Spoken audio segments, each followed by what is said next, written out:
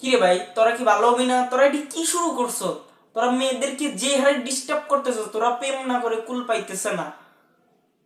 এখন আসলে আপনাদের মনে হইতে পারে যে আসলে দোষ শুধু মেয়েদেরই, আসলে কাহিনীটা ঠিক সেরকম না। দোষ ছেলেদেরও আছে। ছেলেরা কি করে, এই মেয়েদের পিছনে শুধু ঘুরে বেড়ায়। এই জন্য মেয়েরা বিপদে পড়ে প্রেম করে।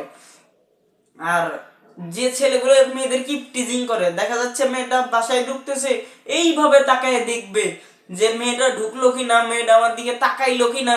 এই তো শুরু হয়ে গেছে। তারা এই কাণ্ডকলাপ নিয়ে পড়ে থাকে সারাদিন। আসলে এইগুলা করলে তো চলবে না। এইগুলা ভালোবাসার ভিতরেই পড়ে না। শুধু চিন্তা করতে হবে যে ভদ্র ছেলের মতো যে মেয়েটাকে প্রপোজ করতে হবে। যদি তুমি ভদ্র ছেলের মতো মেয়েটাকে গিয়ে না প্রপোজ করো, তুমি এই ফুল নিয়ে যে কয়ে দিলে আই লাভ ইউ, এটি তো হয় না। আর মেয়েটা ভাববে যে খ্যাত গরিব, এটি কি ধরনের ভাবে, মানে কিভাবে প্রপোজ করতেছে আমাকে। এইভাবে প্রপোজ করলে তো আমি অ্যাকসেপ্ট করবো না। এখন আসলে ছেলেরা তো বোঝে না যে তাদেরকে কিভাবে প্রপোজ করতে হবে, কিভাবে কি করতে হবে। তারা যদি এইগুলো বুঝতো, মানে অনেক ছেলেই আছে আর কি বোঝে না। যদি তারা বুঝতো তাহলে হয়তো গরিব খ্যাত হয়ে কখনোই প্রপোজ করতে যাইতো না।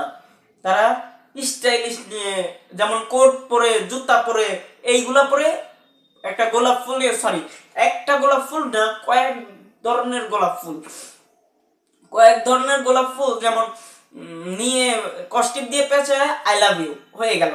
কিন্তু আসলে সত্যি কথা বলতে কি, গরিব ছেলেদের প্রেমে বড়লোকের মেয়েরা পড়তে চায় না। যেমন ছেলেরা চিন্তা করে যে ওই মেয়েটাকে আমার পছন্দ, মেয়েটাকে খুব ভালো লাগে আমার, এই রকম কিছু চিন্তা ভাবনা করে তারপরে তারা ওই মেয়েটাকে প্রপোজ করে। কিন্তু মেয়েটা অ্যাকসেপ্ট করলেও 1 সপ্তাহ 2 সপ্তাহ, তারপর আর কথা বলবে না। এটাই হচ্ছে আসল সত্যি কথা। আর মেয়েটা যখন চলে যাবে তখন এইভাবে ফুকসি দিয়ে দেখবে যে মেয়েটা যাচ্ছে কিনা। তখন সে মেয়েটাকে এইখানে জায়গা দিয়ে দেয়, কিন্তু মেয়েটা কি করে, তাকে ফেলে চলে যায়।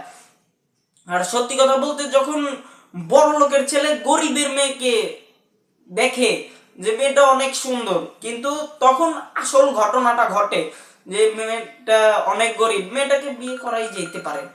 এটাই হচ্ছে যে আসল সত্যি কথা। কিন্তু এটা কেউ বোঝে না, বোঝার চেষ্টাই করে না। তো যাই হোক, ওইগুলা সেরকম কিছু না। শুধু গরিব আর বড় লোক না, ভালোবাসা তো ভালোবাসাই। তাই বলে ভালোবাসাকে অবহেলা করবেন, এটা নিয়ম বিধির বাইরে। আর মেয়েদেরকে কখনোই ইপটিজিং করবেন না। তারা ভালোবাসলে বাসলো, না হইলে নাই। সো আজকে এই পর্যন্তই। কালকে